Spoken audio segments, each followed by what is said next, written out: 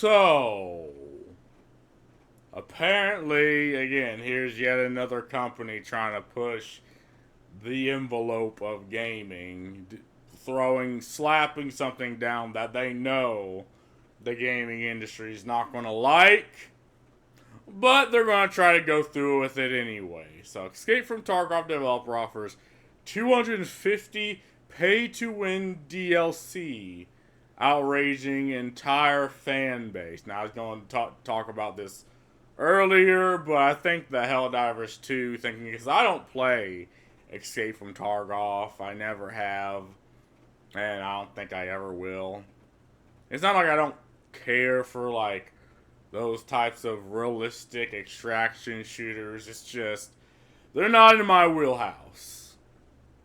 Not in my wheelhouse. But when I seen something about this when watching Moist Critical, I was like, I gotta do a fucking video about this. Because again, this is another thing. Like, if this was to go through, right, and people wouldn't say a damn thing about it, other companies would do this exact same thing. Like, EA would be greasing their lips. Like, oh, what? We can release $100 worth of DLC? And people just won't do anything about it? Nani? Nani desta? On Monday, Battlestate Games released a significant content drop for its live service game, Escape from Tarkov. The update includes a new PvE co-op mode and several bonuses for PvP mode. Battlestate named the update the Unheard Edition and priced it at $250 fucking dollars. Players who have already bought the Edge of Darkness Edition only had to pay $100 for the upgrade, which is still a ridiculous amount of money. Wait, is Escape from Tarkov free? I doubt it. Hold on. I had my other computer pulled up. But I forgot this one had the shitty goddamn keyboard. But anyway, fans are unhappy about the price and the bonuses, calling it a pay-to-win scheme because several PvP bonuses give Unheard Edition buyers a competitive advantage amongst those who don't buy the new upgrade. These bonuses include more storage space for loot, improved skills after a wipe, and a bonus that prevents NPC scavengers from firing at players with more than 6 reputation levels with fence. The latter makes it much easier to get to the extraction point. Yeah, this is, again, for what I know about the game, it's supposed, again, it's a extraction shooter with realistic type, like, gun combat. Like, it has, like, bore over whatever sniper type of gunplay. Like, you have to actually look into your gun to see the type of to see how much ammo you have. Is it bore over drop? Yeah, and I mean, it is realistic and it is difficult. I mean, it's not like in most first person shooters, most definitely. So, and things like, prevents NPC scavengers from firing at players, like having to deal with the scavengers puts you at an automatic disadvantage because now other players that may be around know where you are, and it's a game that incentivizes stealth gameplay. So you have people who don't pay for it having to deal with the NPCs, and this is effectively a mechanic they can absolutely bowl over, right? As well as making it to extraction points easier. Like, this is pay to win at its most purest form. PvE is a unique feature which is available only for the owners of the Unheard Edition. We will keep you updated for new features exclusives for EOD owners. Escape from Tarkov.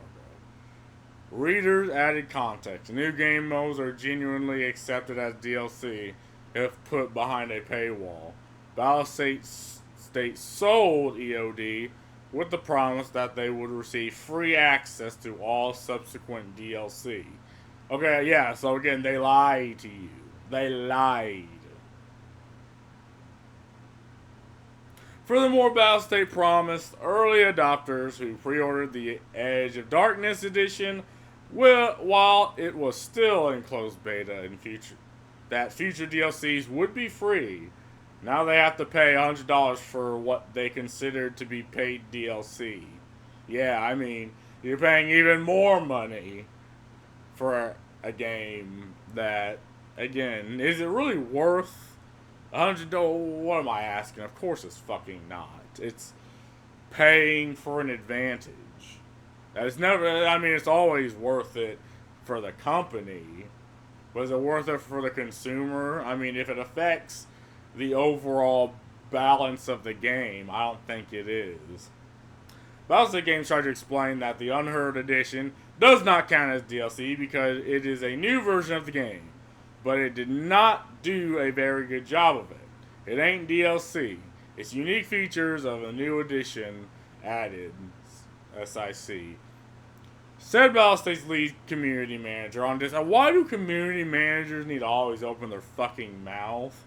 Like, you've seen this with the Arrowhead community managers when they announced all that shit with PlayStation.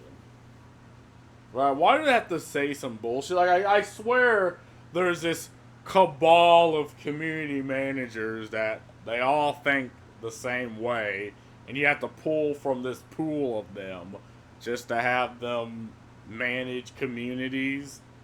And they all have this shitty takes. It's like something they can't help themselves. DLC means additional downloadable content. PvE is a feature and a game mode. Just because you all want to become a just because you all want it to become a DLC, it wouldn't mean it is one. It's featured game mode for the new edition of the game. Again, community managers are like the PR arm of the company. When I purchased EOD, it said free access to all subsequent downloadable content. It's part of the reason I bought it, so I wouldn't have to pay more in the future. This is just a bait and switch, and you're trying to hide behind sneaky language. I hope no one buys this. On fucking God. And again, it's just like, yet another company, yet another entertainment company trying to push the envelope of what is acceptable. Like, they have to do this yearly. Otherwise, they don't know what they can or can't get away with. It may have been better to have a professional PR representative clarify the situation rather than an emotionally charged community manager, because the explanation only further inflamed fans. The backlash got so intense on Discord that Battlestate silenced all but 3 channels on the Escape from Tarkov servers. Exactly. Then when the fans themselves, when the consumers themselves get outraged, their thing is, to just press the oh shit button and shut shit down. In response to sifting of dissent, moderators in Escape from Tarkov's unofficial subreddit temporarily lifted the ban on same topic posts, noting that they are just as livid about the situation as everybody else. Let's start this off right. We, the mod team, are just as livid about this situation as you are. We are initially enforcing Rule 8, no repost. However, after an internal vote, looking into the new edition and some discussions, we have all come to the conclusion that it's sus. Complain away. It's P2W. It's pay to win and a betrayal of players. Trust/support of this game over the years. Now, finally, a fucking community manager that actually speaks some fucking sense. So I don't know why I had to go to Rule 8 to begin with. Right? If the consumers themselves are pissed off, why do you need to put the kibosh on the talking. Like, I swear to God, on the internet, people coming together to talk scares companies to death. Like, they'd rather you just not be able to express, the anger you have with other people. Again, the same of people who play the same game and who are gamers. Like, they'd rather you just shut the fuck up and accept it. Despite the continued blowback, Battle State doubled down on Monday, reiterating that PvE mode is a feature that Edge of Darkness players are not entitled to. On Tuesday, the developer backpedaled slightly, announcing that it would give EOD purchasers access to the PvE mode, but only for 6 months. After that, it will return to being exclusive to Unheard Edition. Of course, none of this addressed the arguably more serious problem of introducing pay-to-win mechanisms into Escape from Tarkov. Battle State's handling of the problem is not likely to placate the messes, which were 200,000 concurrent at that one point. Parody accounts, Battle State Games satirical post below perfectly sums up Battle State's tone-deaf response to the situation. We've seen your frustration, escapers. To address any backlash, we have decided to discount the Unheard DLC to 200 and will allow the co-op PvE to be purchased standalone for 150. We hope the change makes up for any dissatisfaction. Got him. Let's look at the comments, shall we? Even assuming it is a full sequel or expansion, 250 for a game. Like, why is no one talking about this? It's bad enough games are more expensive because they claim they're more expensive to make. But these are over-bloated multi-billion-dollar companies that hires consultants and HR ladies that don't add anything, right? They only take away. Even assuming it's 250 is a trifling amount compared to what some people are willing to spend in these some sort of games. Some people just have very different priorities to how they spend their money, and game companies are all too glad to do some whale hunting. I mean, for spending like 250 on like cosmetics and stuff, yeah, that's an outrageous amount. I probably spent like on Warframe like what? Around $200, but Warframe's also a free game that easily gives you hundreds of hours of this content. I mean, you have, if you're willing to grind, but at 250 at a starting price for a game is ridiculous to me. I've heard of microtransactions that sell for that much and more to the whales within an established player base. My point is that I'd have thought if you tried charging 250 for a new game / new expansion, the end result would be game with a very small population. That's why the mandatory portion of the game is usually priced not to frighten people off. Or even free. Exactly. I mean, you don't make the admission price for a game $250 fucking dollars. Like, let's be real. That may not be much for Americans, but for other countries on the planet, that's a lot of money. I mean, fuck it. $250 is a lot of money for even me. Like, as an American, that's a lot of fucking money for a game. Playing this game for more than 4 years now. It was cool the time it lasted by now. Even assuming it's a full sequel expansion. Oh, wait till you heard what some people spend on Star Citizen, and it's never going to be released. That is true. That is true. Granted, you could at least sell Star Citizen off the fact that the lead producer and CEO made freelancer and he's an avid perfectionist, right? This, I mean, you can't, there's really no excuse. I'm not reading an entire novel. People are weak. 250 is nothing compared to what some people will drop for a MUD game. Yes, MUD. Nothing graphical about the game, just a text-based game. so like Nikkei. Hey, Nikkei's a good fucking game. Now, would I spend 250 fucking dollars on it? Hell no. It was 4 or 5 years back now that there was someone that dropped 250K. That's thousands on a MUD game. I still play from time to time. The item in question helped eliminate a few negative aspects of a small area of a game. 250K just for an item in a text-based game. Just take a minute to let that sink into your thick skull. Bro, okay, again, people know that microtransactions and shit exist, right?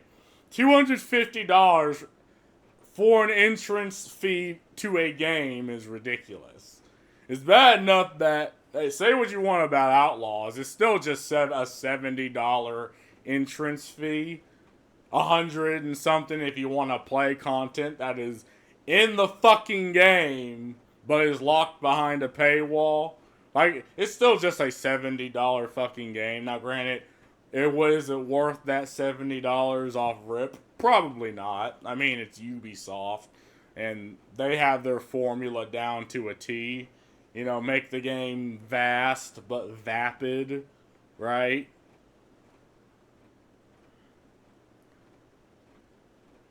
I'm not reading the whole novel, not reading a novel.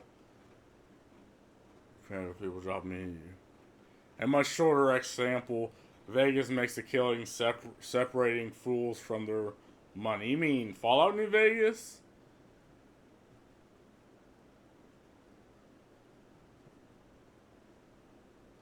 Trevor McVeigh.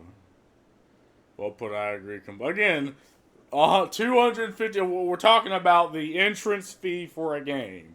We're not talking about microtransactions in games that you already bought for the interest fee of $60 fucking dollars, right? Because this is how it's how the manipulation starts.